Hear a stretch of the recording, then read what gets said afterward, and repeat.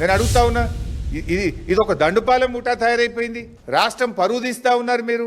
Telangana the best state in the country అని కేసీఆర్ గారు చూపించారు. పెట్టుబడులకు స్వర్గధామంగా కేసీఆర్ గారు చూపించారు. అద్భుతమైన పురోగతి సాధించింది తెలంగాణ రాష్ట్రం కేసీఆర్ గారి నాయకత్వంలో. మీరు వచ్చిన తర్వాత వాటాల పంచాయతీలు, కాంట్రాక్టుల పంచాయతీలు, బెదిరింపులు, భూ కబ్జాలు, దీంట్లో మీరు ప్రగతి సాధిస్తా ఉన్నారు. రేవంత్ రెడ్డి హోమ్ మినిస్టరు, రేవంత్ రెడ్డి ముఖ్యమంత్రి. రేవంత్ రెడ్డి తెలియకుండా సిట్టు పడుతుందా? ఎట్లొచ్చింది ఆ సిట్టు?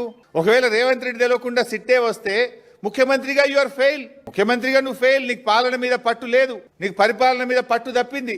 నువ్వు ముఖ్యమంత్రిగా పనికిరావు ఆ కుర్చీకి. నీకు తెలియకుండా సిట్ వచ్చింది నిజమే అయితే నువ్వు ముఖ్యమంత్రిగా కుర్చీకి పనికిరావు. You are failed to administer the state.